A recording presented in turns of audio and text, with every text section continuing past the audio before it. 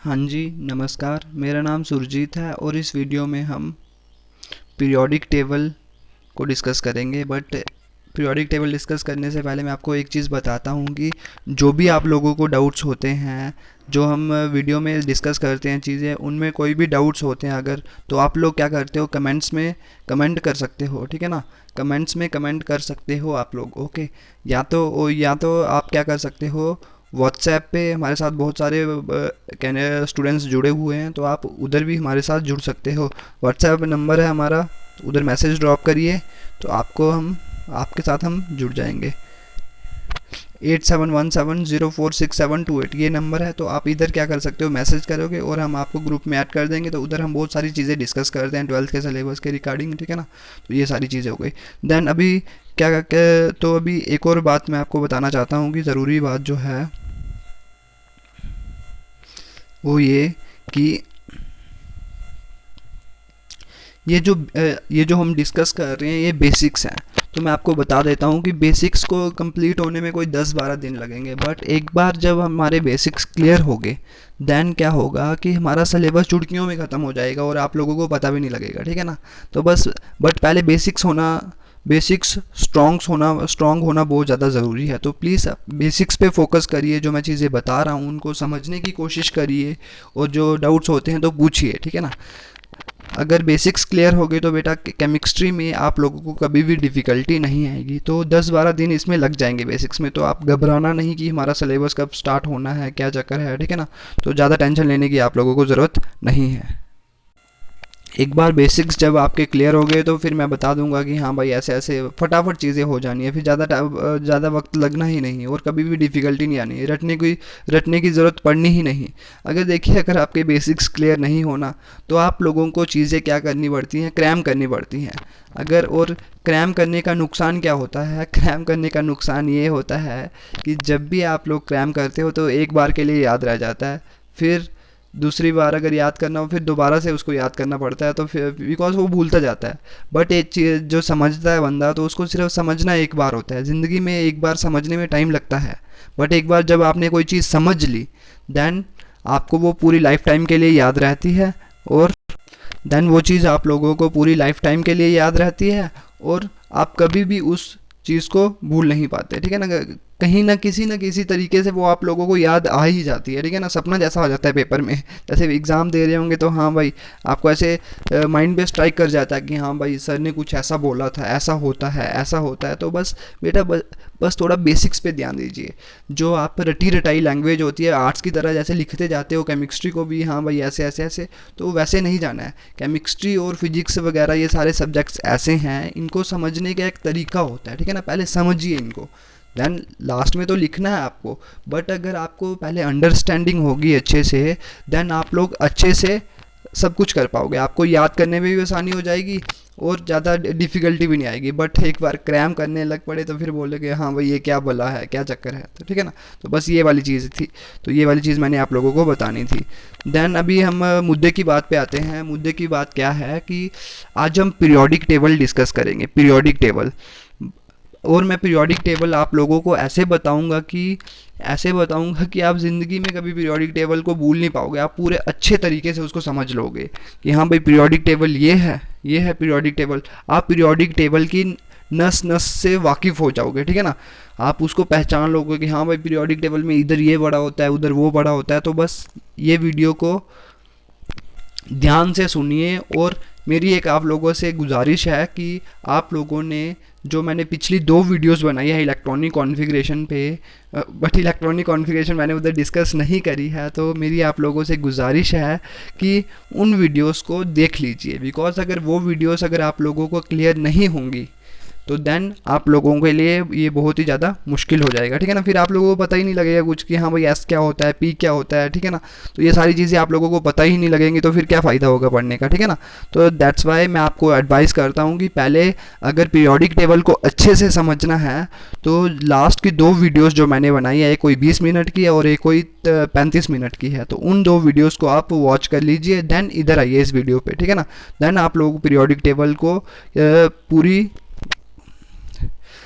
उम्र के लिए याद कर लोगे, ठीक है ना। और एक ही बार याद करना है, ठीक है ना। देखिए एक एक दो घंटे की कहानी, एक डेढ़ घंटे की कहानी है, और पीरियोडिक टेबल आपको उससे पहचान हो जानी।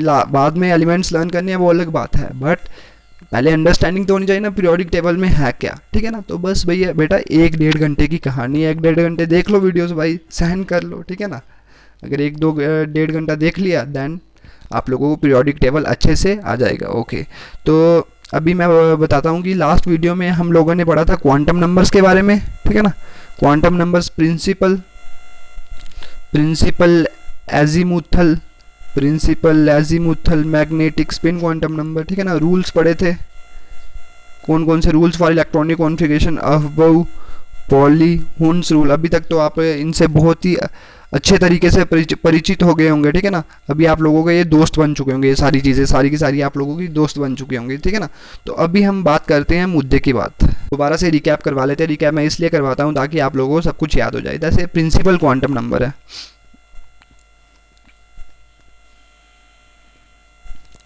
प्रिंसिपल क्वांटम नंबर आपको शेल के बारे में बताता है, ठीक है ना, कौन सा शेल है।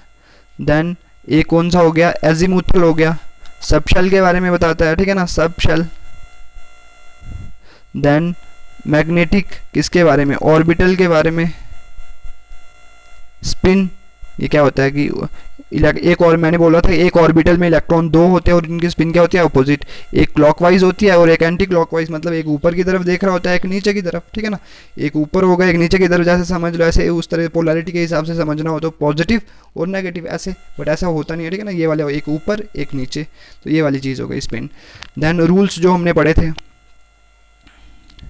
रूल्स में आपने अफबाउ रूल पढ़ा था। अफबाउ रूल में मैंने क्या बोला था कि जो आप ऑर्बिटल्स को फिल करते हो in the order of their increasing energy, in the order of their increasing energy, मतलब जिसकी एनर्जी कम होगी पहले आप लोगों को उसको फिल करना है, और जिसकी फिर उससे ज़्यादा होगी देन उसको फिल करना है, ठीक है ना।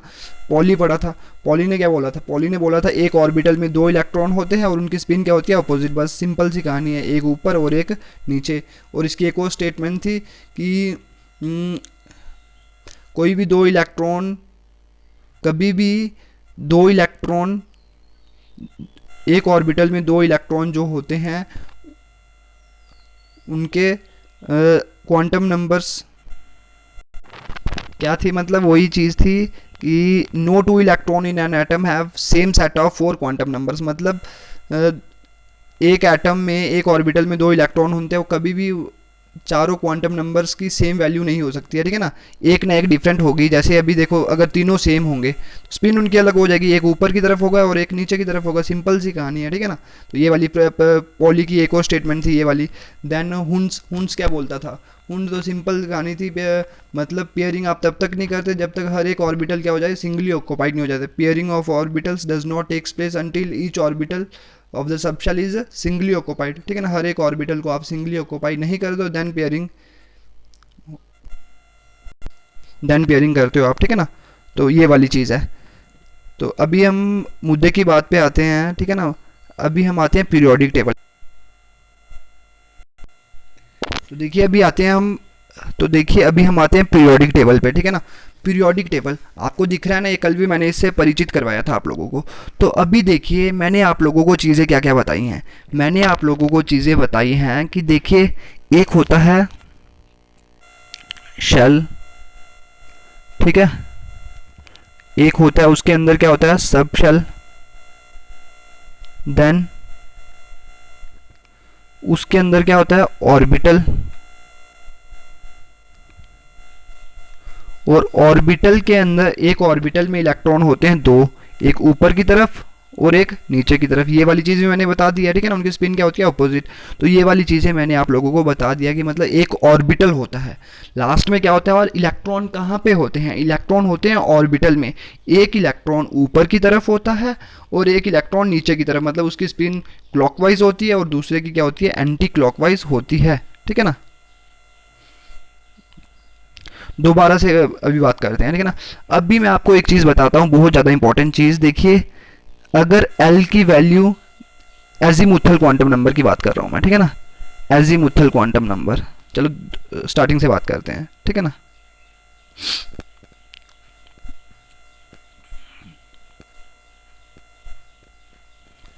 अगर n इज इक्वल टू 1, मतलब n is equal to 1 is equal to मतलब फर्स्ट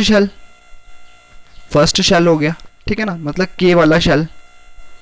तो अभी एक चीज़ देखिए, अगर इसके लिए मेरे को l की वैल्यू निकालनी हो, मतलब एजीमुथल क्वांटम नंबर, ये तो हो गया ना principal quantum number, shell number ये वाला है, ठीक है ना। अगर मेरे को उसकी वैल्यू निकालनी हो तो 0 to n minus 1, 0 to n minus 1 तो क्या हो गया 0 to 1 माइनस 1 तो क्या हो गया 0 to 0, मतलब सिर्फ 0 ही वैल्यू आई ना, सिर्फ वैल्यू क्या आई 0 आई। तो मैंने आपको बोला था कि अगर l की वैल्यू अगर 0 हो तो हम उसको क्या बोलते हैं, उसको हम बोलते हैं s। तो ये क्या हो गया s क्या हो गया सब शेल हुआ, s सब शेल हुआ, ठीक है ना, s सब शेल हुआ। देन अभी देखिए बात देखिए, समझने की कोशिश करिए, s सब शेल है, इलेक्ट्रॉन सब शेल में नहीं होते, इलेक्ट्रॉन होते हैं ऑर्बिटल में, ठीक है ना, s सब शेल है। तो अगर इसके लिए मेरे को मैग्नेटिक क्वांटम नंबर की वैल्यू निकालनी हो तो क्या हो जाएगा -l to +l। इतनी सी बात समझ आ गई आप लोगों को, ठीक है ना, इतनी सी बात समझ आ जाए तो क्या हो गया, इधर l की वैल्यू क्या है 0, -0 to +0, -0 तो इधर भी क्या है 0। तो ऑर्बिटल इधर कौन सा आया, सिर्फ एक ही, कौन सा 0 वाला, 0 वाला कौन सा होता है s। तो देखिए इधर ऑर्बिटल कौन सा आया मेरे पास, ऑर्बिटल आया s, ऑर्बिटल आया मेरे पास s ऑर्बिटल आ गया मेरे पास। अगर मेरे पास फर्स्ट शेल हो, उसमें सब शेल कितना होता है, एक ही सब शेल होता है, और ऑर्बिटल भी एक ही होता है, उसका नाम है s ऑर्बिटल। और मैंने आपको अभी पीछे बताया s ऑर्बिटल, समझो ये वाला s ऑर्बिटल है, तो इसमें इलेक्ट्रॉन कितने होते हैं, एक ऑर्बिटल में इलेक्ट्रॉन होते हैं 2, और उनकी स्पिन क्या होती है अपोजिट, ये ऊपर की तरफ और ये नीचे की तरफ, बस ये वाली कहानी है, ठीक है ना, एक ऊपर की तरफ और एक नीचे की तरफ। s ऑर्बिटल में देखो ऑर्बिटल आया, फर्स्ट शेल में क्या आया, एक सब शेल आया, एक ऑर्बिटल आया, एक सब शेल आया और एक ही ऑर्बिटल आया। अगर एक ही ऑर्बिटल है, और मैंने आपको बताया एक ऑर्बिटल में इलेक्ट्रॉन कितने होते हैं, एक ऑर्बिटल में इलेक्ट्रॉन होते हैं 2, और उनकी स्पिन होती है क्या अपोजिट, है ना, एक ऊपर की तरफ और एक नीचे की तरफ। तो बस जो आपका देखिए s ब्लॉक है, तो अभी देखिए इधर समझने की कोशिश करिए, तो जो आपका s ब्लॉक है, s ब्लॉक है ना, तब भी उसमें क्या आगे 2 ग्रुप्स हैं, ग्रुप 1 और ग्रुप 2, ये वाले 2 ग्रुप्स हैं जो आपने 11th क्लास में पढ़ लिए हैं, एक ये वाला ग्रुप 1 और ग्रुप 2। s ब्लॉक कौन सा खाना भाई, ब्लॉक मतलब कौन सी जगह, कौन सी s block, s block means ये वाला ग्रुप 1 और 2। और इधर 2 ही क्यों है, 4 क्यों नहीं है, 5 क्यों नहीं है, 6 नहीं है, s ब्लॉक में सिर्फ 2 ही ग्रुप क्यों है, फर्स्ट और सेकंड, ऐसा क्यों है, ऐसा इसलिए है बिकॉज जो आपका s ऑर्बिटल है,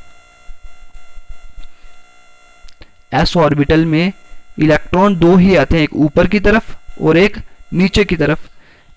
देखिए s सब शेल था ना, s सब शेल में एक ही s ऑर्बिटल था और उसमें 2 इलेक्ट्रॉन आए, एक ऊपर की तरफ और एक नीचे की तरफ, तब भी इसके 2 ग्रुप्स है, एक ये वाला और एक ये वाला, ये आप लोगों ने 11th क्लास में पढ़ लिए हैं, ठीक है ना। तो ये वाली कहानी हो गई। तो अभी बात करते हैं हम p वाले, p ब्लॉक की, ठीक है ना। तो ये हो गया s ब्लॉक, इसको अभी कभी भूलना नहीं, ठीक है ना। देखिए ये आपका हो गया s ब्लॉक, ये कौन सा हो गया s ब्लॉक, जिसमें आता है ग्रुप 1 और ग्रुप 2, ये वाली चीज़ हो गई, ठीक है ना।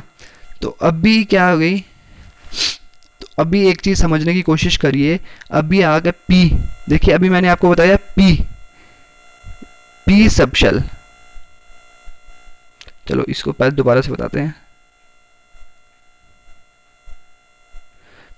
बताते हैं, मैंने आपको बताया था कि देखिए ये वाला होता था, l की वैल्यू अगर होती थी 0 1 2 3 4, ये वाली चीज़ें बताई थी।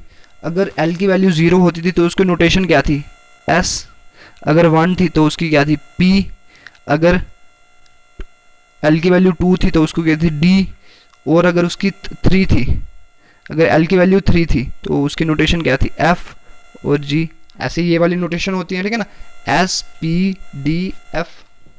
तो ये वाली चीज़ हो गई।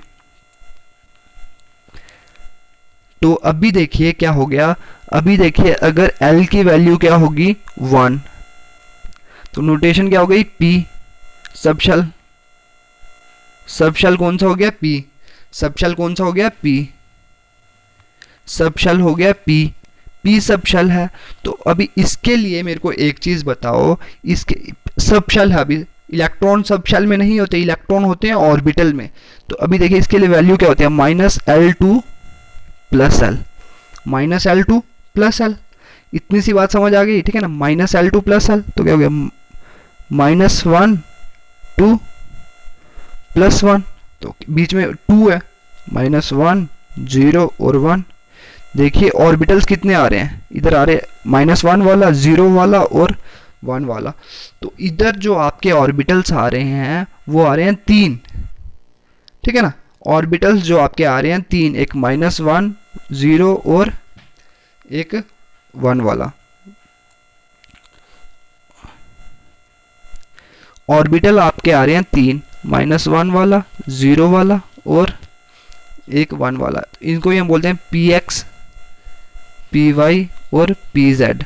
देखिए 3 ऑर्बिटल हो गए, तो हम ऐसे लिखते हैं इसको, ये वाले लिख दिए मैंने 3 ऑर्बिटल, 1 2 3। तो अभी आपको एक चीज़ पता है, एक ऑर्बिटल में इलेक्ट्रॉन कितने होते हैं, इलेक्ट्रॉन होते हैं ऑर्बिटल में, एक इलेक्ट्रॉन, एक ऑर्बिटल में इलेक्ट्रॉन होते हैं कितने, 2। तो ये कर दिया मैंने 3 4 5 6। तो देखिए अभी एक और मुद्दे की बात आ गई, ठीक है ना, जो आपका P ब्लॉक है, P ब्लॉक में क्या आ गया, P ब्लॉक में आपके देखो 6 इलेक्ट्रॉन है, 1 2 3 4 5 6, 6 इलेक्ट्रॉन है ना।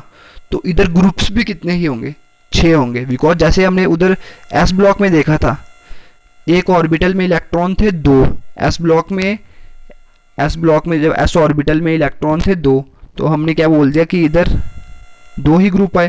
तो अभी देखिए जो आपके P ऑर्बिटल्स हैं 3 और उसमें इलेक्ट्रॉन आगे कितने, 6, तो ग्रुप्स भी कितने बन जाएंगे, 6। तो बस वही चीज़ है, ग्रुप 13 14 15 16 17 18। तो ये सारा का सारा कौन सा है, P ब्लॉक। ये सारा का सारा कौन सा है, P ब्लॉक। ये सारा का सारा हो गया आपका P ब्लॉक हो गया। तो P ब्लॉक हो गया, तो अभी देखिए मुद्दे की बात देखिए, आप लोगों ने ग्रुप 13 और 14 पढ़ लिया है, boron, aluminium, gallium, indium, thallium, ठीक है ना, carbon, silicon, germanium, tin, lead, इनके बारे में आप लोगों ने पढ़ लिया है। देखिए एस ब्लॉक के लिए बारे में पढ़ लिया, lithium, sodium, potassium, rubidium, caesium, francium, ठीक है ना, beryllium, magnesium, calcium, strontium, barium, ठीक है ना, इनके बारे में भी आप लोगों ने पढ़ लिया है, इनके बारे में भी पढ़ लिया है। तो अभी जो आपका 12th क्लास का सिलेबस है उनको आपने इसके बारे में पढ़ना है, ग्रुप 15 16 17 18, ये P ब्लॉक, ये P ब्लॉक, ठीक है ना। आधे आपने पढ़ लिए हैं, तो ये वाले रहते हैं, तो ये वाले आप लोगों ने पढ़ने हैं, ठीक है ना। S ब्लॉक क्लियर हो गया, P ब्लॉक क्लियर हो गया, इतना क्लियर हो गया ना। देन क्या हो गया, अभी हम करते हैं, देखिए अभी अगर देखिए L की वैल्यू क्या हो 2, तो नोटेशन क्या होती है D, ये मैंने बताया था D, नोटेशन क्या होती है D। तो ऑर्बिटल्स की कहाँ से होगी, ऑर्बिटल्स की वैल्यू होगी -L2 प्लस एल, तो -2 2 +2, तो कौन कौन सी वैल्यू होगी, -2 -1 0 1 2। तो देखिए ऑर्बिटल्स कितने हो गए, 5, ऑर्बिटल्स कितने हो गए, 5, ठीक है ना, ऑर्बिटल्स हो गए 5। तो मैं ऐसे लिखता हूँ, ऑर्बिटल्स हो गए 5 है, तो इनको हम लिखते हैं जैसे dxy dyz dzx, ठीक है ना, dx² -y² dz², ऐसे लिखते हैं हम, ठीक है ना। बट इसको बाद में देखते हैं, पहले अभी मैंने सिर्फ बता दिया आपको कि d ऑर्बिटल्स कितने हो गए, 5, 1 2 3 4 5 हो गए, ठीक है ना। तो एक ऑर्बिटल में इलेक्ट्रॉन होते हैं कितने, 2, तो 5 ऑर्बिटल में इलेक्ट्रॉन कितने हो जाएंगे, 10, 1 2 3 4 5 6 7 8 9 10, 10 हो गए इलेक्ट्रॉन। 10 इलेक्ट्रॉन अगर हो गए तो इधर से आपके वो कितने बन जाने हैं, ग्रुप नहीं होते हैं इधर, कुछ अलग सी चीज़ें हैं, बट ऐसे मैं बता देता हूँ कि इधर 10 वो बन जाने हैं, 10 खाने, तो बन गए 10 खाने। 10 खाने बनने हैं ना। देखिए मैंने क्या बोला कि देखिए जो आपका L इज इक्वल टू जब 2 होता है तो उसकी नोटेशन क्या होती है, एजीमुथल क्वांटम नंबर जब L की वैल्यू क्या होती है 2 होती है तो नोटेशन होती है डी। नोटेशन होती है अगर डी, नोटेशन होती है डी, तो अगर फिर उधर से मैंने मैग्नेटिक क्वांटम नंबर की वैल्यू निकाली तो उधर से आई क्या, 5 ऑर्बिटल उधर से आए, तो एक ऑर्बिटल में इलेक्ट्रॉन होते हैं 2 और 5 में कितने हो जाएंगे 10, तो इधर से वो आपके ग्रुप कितने बने 10 बने। देखिए ग्रुप 3 4 3 हो गए ना, 1 2 3 4 5 6 7 8 9 10, ये 10 ग्रुप बन गए आपके, ठीक है ना। तो बस यही आप लोगों ने पढ़ना है, इनके बारे में भी पढ़ना है। इसको आप बोलते हो कौन सा ब्लॉक बोलोगे, खुद इधर से दिमाग लगाओ, अगर आप पहले खुद बोलो इधर से, फिर अभी मैं 2 मिनट में बताता हूँ। आपने बोलना है इसको क्या, डी ब्लॉक एलिमेंट्स, ठीक है। तो ये वाली कहानी हो गई क्या, डी ब्लॉक एलिमेंट्स, ठीक है ना। तो ये वाली हो गई डी ब्लॉक एलिमेंट्स, ठीक है ना। इतनी सी बात समझ आ गई आपको, अगर इतनी सी बात समझ आ गई तो अभी हम एक और बात करते हैं, ठीक है ना।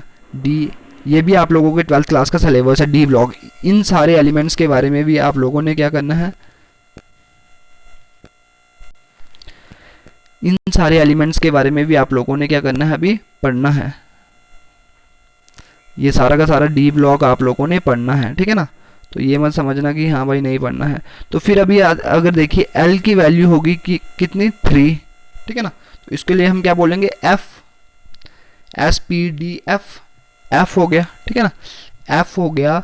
तो अभी एक चीज़ मेरे को बताओ कि अगर देखिए माइनस मैग्नेटिक क्वांटम नंबर की वैल्यू क्या, मैग्नेटिक क्वांटम नंबर आपको ऑर्बिटल के बारे में बताता है, -L2 + L, -3 + 3, तो क्या हो जाएगा -3 -2 -1 0 1 2 3, तो 7 हो गए। ऑर्बिटल्स कितने आए, 7 ऑर्बिटल आए ना, 1 2 3 4, कितने हुए 1 2 3 4 5 6 और एक 7, तो इलेक्ट्रॉन कितने 1 2 3 4 5 6 7 8 9 10 11 12 13 14 इलेक्ट्रॉन हो गए। तो इधर से देखिए 14 इलेक्ट्रॉन हो गए, तो ग्रुप जैसे कितने बनेंगे, 14 बनेंगे ना। तो बस देखिए भाई इधर सिंपल सी कहानी, 1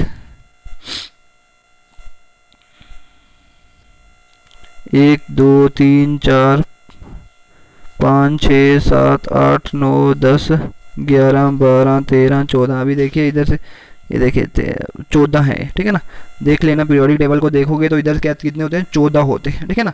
तो इनको आप बोलते हो F ब्लॉक एलिमेंट्स। ये हो गए S ब्लॉक एलिमेंट्स, ये हो गए P ब्लॉक एलिमेंट्स, और ये हो गए D ब्लॉक एलिमेंट्स, और ये हो गए F ब्लॉक एलिमेंट्स, ठीक है ना। मैंने बता दिया कि कैसे कैसे इनका ओरिजिन हुआ। अगर देखिए मैं आपको वो पुरानी चीज़ें नहीं बताता कि हाँ भाई ऑर्बिटल क्या होता है, वो कैसे वैल्यू निकालते, तो बेटा आपको कैसे समझ आती इसकी समझ आप लोगों को आना बहुत ही ज़्यादा मुश्किल थी। तो दैट्स वाई मेरे को लगा कि उसको बताना ज़रूरी है, देन आप लोग पीरियोडिक टेबल को अच्छे से समझ पाओगे, ठीक है ना।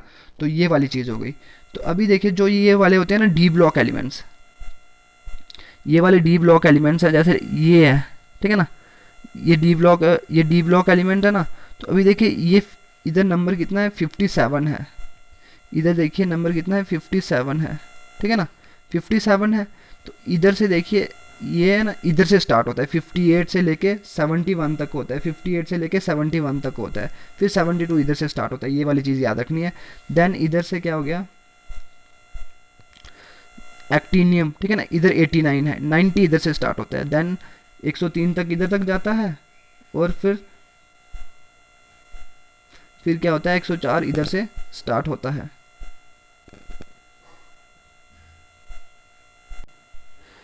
देन क्या होता है, देखिए 104 इधर से स्टार्ट होता है, देखिए 89 इधर था ना, 90 से लेके 103 तक इधर तक जाता है। देन क्या होता है 104 इधर से स्टार्ट होता है, फिर इधर तक 112 तक इधर तक जाता है। ये वाला हो गया S ब्लॉक ये, P ब्लॉक ये, D ब्लॉक ये और F ब्लॉक ये। तो ये वाली चीज़ें हो गई। तो होप मेरे को ये चीज़ आप लोगों को समझ आ गई होगी। ये बहुत ज़्यादा ज़रूरी चीज़, अगर इस चीज़ का आपको समझ आ गई है तो आपके लिए, अभी देखिए इन दो के बारे में तो आप लोगों ने पढ़ लिया है। अगर देखिए समझ, इन दो के बारे में पढ़ लिया है, इन दो के बारे में भी पढ़ लिया है। तो अभी मुद्दे की बात है 15, 16, 17, 18 इनके बारे में पढ़ना है। देन ये डी ब्लॉक है, इनके बारे में पढ़ना है, और ये वाले एफ ब्लॉक हैं, इनके बारे में पढ़ना है। मैंने फर्स्ट डे ही क्या बताया था, इनऑर्गेनिक केमिस्ट्री में आप लोग क्या पढ़ते हो, पीरियोडिक टेबल के जितने भी एलिमेंट्स हैं उनके बारे में पढ़ते हो। तो बस यही सिलेबस है आपका, ठीक है ना। पी ब्लॉक जो है वो है आपका 8 नंबर का चैप्टर, और जो आपका ये वाला है डी एंड एफ ब्लॉक, ये है आपका 5 नंबर का चैप्टर, ठीक है ना। तो ये वाली ऐसे ही आपके इनऑर्गेनिक केमिस्ट्री क्या हो जानी है, ख़त्म हो जानी है। और एक छोटा सा कोऑर्डिनेशन चैप्टर है 3 नंबर का। तो बस इतनी सी चीज़ें हैं इनऑर्गेनिक केमिस्ट्री। एक है एक्सट्रैक्शन ऑफ एलिमेंट्स, तो वो भी आसान सा चैप्टर है, ठीक है ना। तो ऐसे ऐसे चीज़ें आसान हो जानी है, ठीक है ना। तो अभी देखिए इलेक्ट्रॉनिक कॉन्फ़िगरेशन हम कल से स्टार्ट करेंगे, ठीक है ना। मेरे को होप कि आप लोगों को ये चीज़ ज़्यादा समझ आ गई होगी, ठीक है ना। वैसे इलेक्ट्रॉनिक कॉन्फ़िगरेशन में मैं आपको बता देता हूँ कि कुछ नहीं करते हो आप, ठीक है ना। जैसे किसी की भी इलेक्ट्रॉनिक कॉन्फ़िगरेशन बतानी हो तो देखिए आप ऑर्बिटल्स में इलेक्ट्रॉन की फिलिंग करवाते हो, ठीक है ना। ऑर्बिटल्स में इलेक्ट्रॉन की फिलिंग करवानी है, ठीक है ना। जैसे आप एग्जाम्पल ले लेते हैं सोडियम की बतानी है, 11 नंबर है ना। तो आपने जो ऊपर वाले जितने भी ऑर्बिटल्स होंगे ना इसके, उन सभी की फिलिंग करवानी है। देखिए इधर क्या था, 1 था ना, 1s1। इधर क्या था, हीलियम की क्या थी, 1s2। इधर इसकी क्या थी, 2s1, 2s2। इधर क्या था, 2p1, 2p2, 2p6 इधर तक आया था। फिर क्या, 3s1 इधर आया था। तो ऐसे ऐसे आप करते जाते हैं। अगर इसकी बतानी हो तो पहले इन ऊपर वाले सभी की बता देनी है, फिर इसकी बताते हो, ठीक है ना। बट फिर क्या, ये बता इतना लेंथी हो जाना है, तो आप क्या करते हो, पहले एक नियरेस्ट नोबल गैस होती है, ये वाली लास्ट में नोबल गैसेस होती हैं, इनकी बता देते हो, और फिर उसके बाद ये वाले बता देते हो। जैसे आपने उधर पढ़ा था, ऐसे इधर नहीं पढ़ा था, जैसे सोडियम की आपने ऐसे बोली थी, कैसे बोली थी, नियोन और 3s1। फिर पोटेशियम की कैसे, आर्गॉन, 4s1। ऐसे ऐसे बता देते हो, तो आपकी कॉन्फ़िगरेशन सिंपल बन जाती है। देखो आर्गॉन इधर है ना, तो इधर क्या है, पोटेशियम है, तो आप सिंपल से बता देते आर्गॉन और 4s1। देखिए 1 2 3 4, 4s1। एस वाला खाना है तो बस S1। सिंपल सी कहानी है। कल हम अच्छे से डिस्कस करेंगे इलेक्ट्रॉनिक कॉन्फ़िगरेशन, फिर कल हम मुद्दे की बात पे आ जाएंगे, ठीक है ना। बिकॉज अभी तक हम सिर्फ इलेक्ट्रॉनिक कॉन्फ़िगरेशन के बेसिक्स डिस्कस कर रहे थे, बट अभी देखिए आपको सब कुछ समझ आ चुके, पीरियोडिक टेबल क्या है, कैसे बढ़ना, क्या चक्कर है, सब कुछ समझ आ गया। और कोई भी डाउट होगा तो प्लीज़ कमेंट करिए, और अगर जुड़ना होगा तो व्हाट्सएप कर सकते हो आप, ठीक है ना। Thank you.